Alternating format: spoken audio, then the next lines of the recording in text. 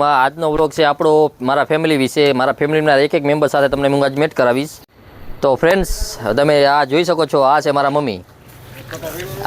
mummy અને જે લસણ સાફ કરે છે આ લસણ છે આ લસણ અત્યારે આપણે 60 નું 50 કિલો વેચી છે આ એવું લસણ છે ઝીણું તો ફ્રેન્ડ્સ આ મારા પપ્પા છે આ ડુંગળી બટેકાનું કરશે ને આ એમનાય પપ્પા છે આ મારા દાદા છે તમે જોઈ શકો છો અત્યારે સકડો ભરીને એ જાય છે ભુજ જાય છે કાજુ બદામ વેચવા તમને દેખાડી દઉં આમાં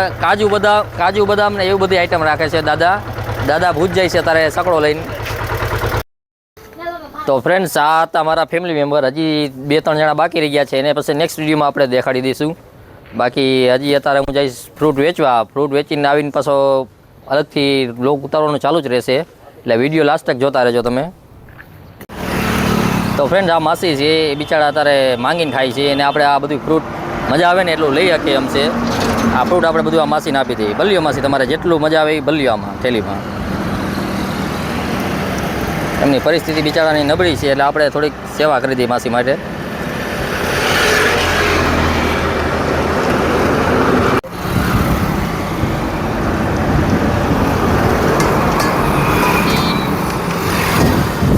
આ માસી બધું આજનું ફ્રૂટ આપણી આગળ લઈ જશે બસ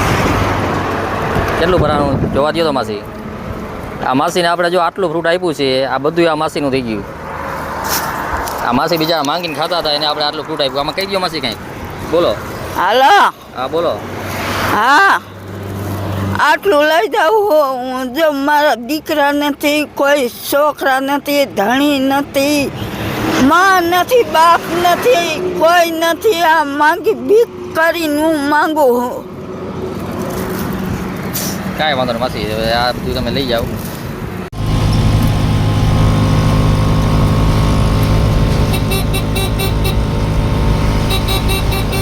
તો મિત્રો તો આપણે જોયું પ્રમાણે આજે સવારમાં એક ભિખારી માસી હતા જે બિચારા આમ હાલી ગયા કે કોઈ ધંધો કર્યા કે કોઈ કચરો વીણ્યા કે એવી એમની પોઝિશન નથી બહુ મોટી ઉંમરના હતા એને મને દયા આવી કે એમને હું ફ્રૂટ આપું તો પછી માસીને મેં બોલાવ્યા ને એમને કીધું કે આમાંથી જેટલું માસી તમારાથી ફ્રૂટ ઉપડે ને એટલું ફ્રૂટ તમે ઘરે લઈ જઈ શકો હોય મુજબ તો માસી બિચારા એમને જેટલું લેવાતું હતું એટલું બધું ફ્રૂટ લઈને વયા ગયા અને તમે એ કહેતા હતા કે મારી આગળ કાંઈ કોઈ નથી એમનું હગું તો એમને કોઈ ખાચવીએ કે એવું હવે આ વસ્તુ મેં સાચી કરી ખોટી એ તમે કમેન્ટમાં મિત્રો જણાવજો રાઈટ અને હું વેચવા ગયો તો વેચીને આવતો રહ્યો ગાડી અત્યારે લગભગ ખાલી થઈ ગઈ ખાલી જામફળ થોડાક 2-3 કિલો પાછા આવ્યા છે બાકી વ્લોગમાં તમે આજના જોયું કે એ પ્રમાણે આપણે એક માજી હતા જે થોડાક ભીખ માંગીને એનું ગુજરાન હલાવતા હતા તો આપણે એને થોડું કરીને ફ્રૂટ એને ભેગું કરીને બિચારાને ખાવા જેવું કરી દીધું છે એટલે આપણે શું કરીએ કે આવી રીતે નાના માણસોને તો બને ત્યાં સુધી આવા લોકોને કંઈક જાજુ તો ન કરીએ કે પણ આવો ખાવા પીવાની વસ્તુ કે કંઈક થોડા ઘણા પૈસા દઈ આપી આવા નાના માણસોને આ રીતે આપણે સેવા કરી તો ફ્રેન્ડ્સ હું છું અત્યારે મારા ઘરમાં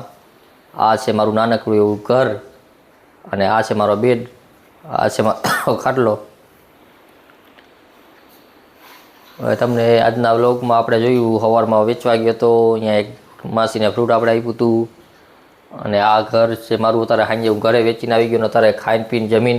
અત્યારે હું આવી ગયો છું નીંદર કરવા હુવા અને સવારમાં વહેલું 5 વાગે ઉઠીને મારે ફ્રૂટ ભરવા જવું પડે છે એટલે